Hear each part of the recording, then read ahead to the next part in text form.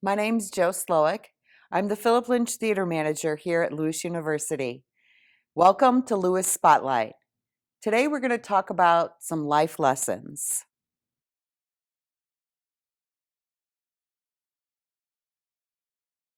My inspiration for acting is, I think, something that's always been there. I remember as a kid being outside playing and having really favorite television shows that I would have to run inside and see. And when I would watch them, I would create a whole nother character and I would interact with the characters in the TV show as a whole new character. So I think acting for me is something that was always there. My inspiration comes from all of the teachers and the people that I've worked with in the arts that continue to inspire me to be creative and tell stories, because that's what theater does, is tells a story. And my dad is a teacher and a coach. I learned a lot from him, and he loved to tell a good story.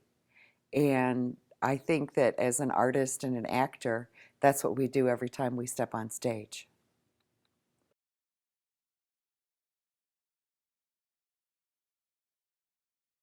I'm the second eldest of a family of 5 kids, 3 boys and 2 girls.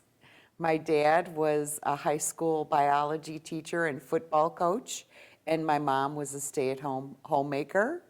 Um, Born and raised in Iowa, so a lot of Midwestern family values. Um, Family is important, it always comes first. That's always been taught to me from my parents, and I try to instill that in my kids too. Um, you kind of hand down traditions as you get older, you remember what your parents did, and you tend to, you say in your 20s when you're rebellious that you're not going to do that. But by the time you're in your 40s and your 50s, you realize that you are actually becoming your parents, which isn't a bad thing. Um, uh, Growing up was awesome. I mean, my dad was a football coach, so we were a very athletic family. Um, we played a lot of games, but my dad had a beautiful singing voice and was part of the church choir. So I think that's where I got my influence for the arts. I tell my students all the time that theater is an art, but it's also a discipline. Um, and I think the analogy that I make all the time with that is sports. Sports and athletes have a discipline. They go to practice, we go to rehearsal. That's the only difference.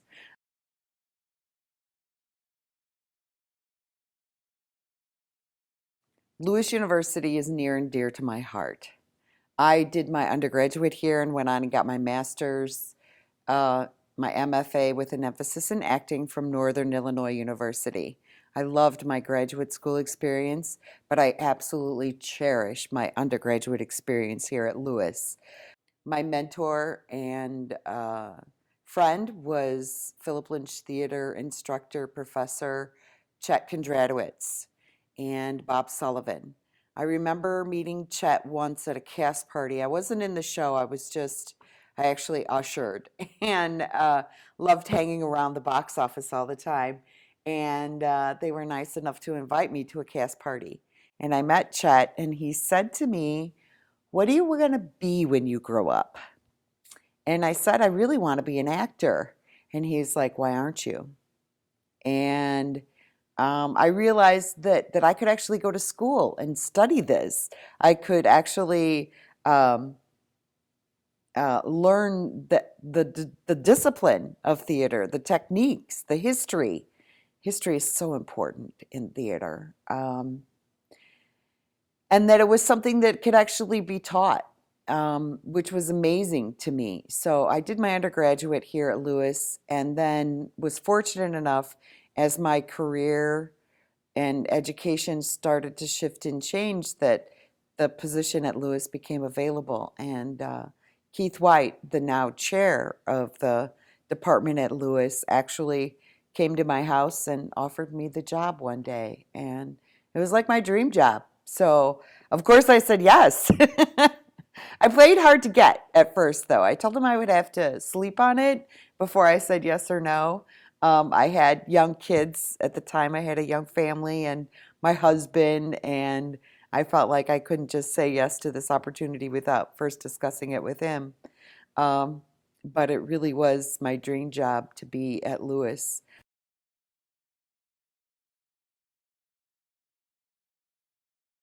I love acting. I love to perform myself, but I've been on the other side of the fence directing and producing for so long that I love that side of it too. This fall, I had the opportunity to go back on stage and performed in Rabbit Hole by David Lindsay Bear, an absolutely brilliant play, Pulitzer Prize winning play. And it was so much fun. It was so much fun to go back on stage. Um, and it was good for me. It was good for me to practice what I preach, to practice what I tell students all the time. Um, Keep your heads up, good diction. Um, so it was a lot of fun. I love theater, but the first thing that got me into theater was actually working backstage. I worked backstage on shows when I was in high school. Um, I like that can do kind of attitude. I'm a visual and a tactile learner.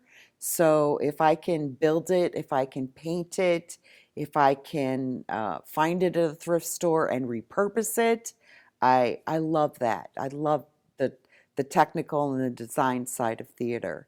So, and I tell my students all the time, you really have to be multifaceted to get a job in this business. I mean, ideally everybody wants to be an actor, so they're a dime a dozen, so you have to also, learn other skills, lighting, props, makeup, sound, um, box office. There's so many different areas where you could pick up other skills, and the more kind of multifaceted you are in this industry, the more likely you are to get a job. It might not be the first job that you want, being the house manager, but at least that way you get to meet people, you network with people, you hear where their auditions are, um, and it's a great way to get in. So you really have to be multifaceted. Call yourself an artist. Call yourself a theater practitioner. Never say, I'm an actor. Never peg-hole yourself and say, I'm an actor, I'm a designer, you know. Later on in your career, as you move forward, sure, you want to be able to do that. But when you're first starting out, if somebody says, can you hang lights? Say yes. Say yes. Um, and learn that skill and get the training for that. Um, so that's what I love about the program here at Lewis too, is that we don't train divas.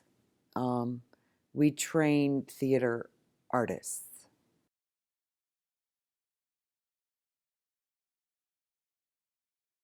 You have to be flexible in life.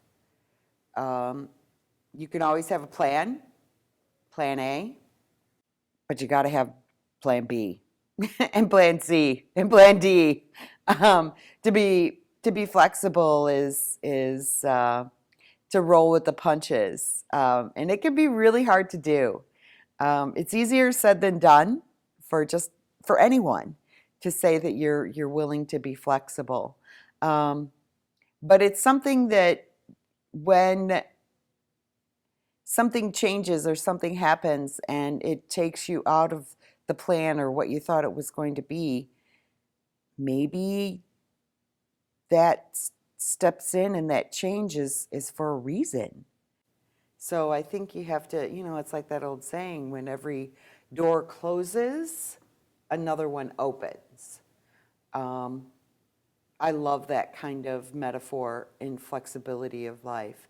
When um, something bad goes wrong, um, try and find the silver lining in that.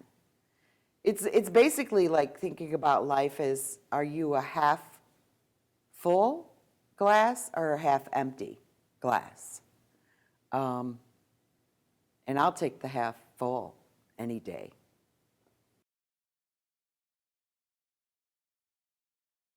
I've been at the Philip Lynch Theater in my position as the manager for 15 years, I think.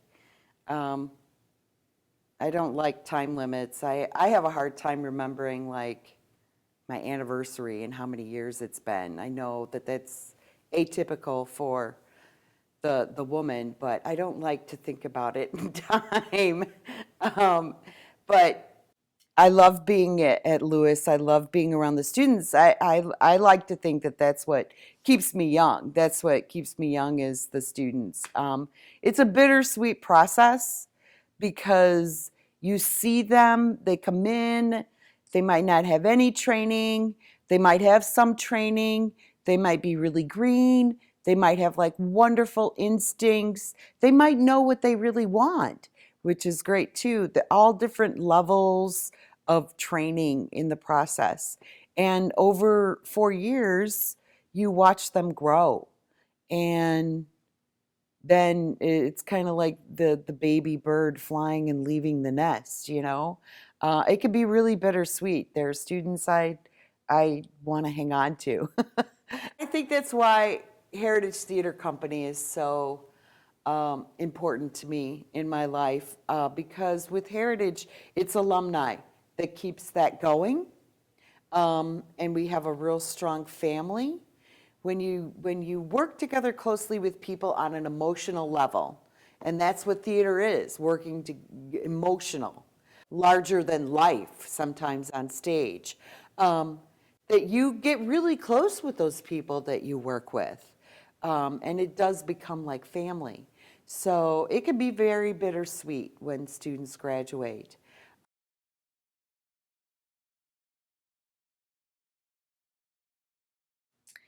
I was a smoker for over 20 years, and now I can say I'm an ex-smoker. That's a life lesson for you, right there. Um, I quit. I didn't go cold turkey, but um, it was a huge wake-up call. As Shakespeare says, you know, when you shuffle off this mortal coil, it's scary, real scary. So a life lesson to take away from that is that, you know, your health is so important.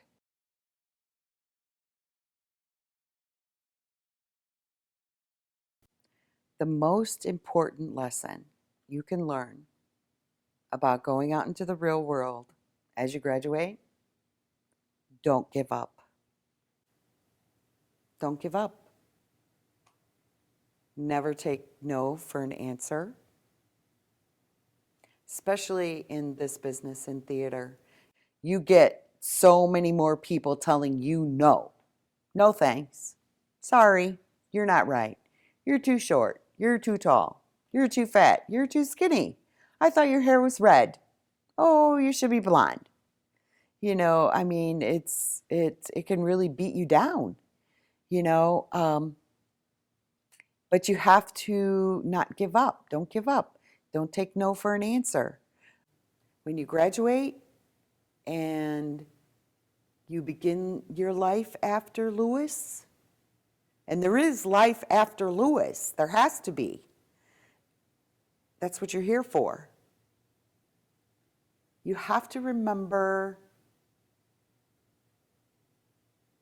that you're just beginning all over again. And it's a stepping stone. And there will be boulders that are put in your way as obstacles. But know that there's another way around them. Don't give up. Don't give up. Thank you for joining us for Lewis Spotlight. I hope you take something away from these life lessons.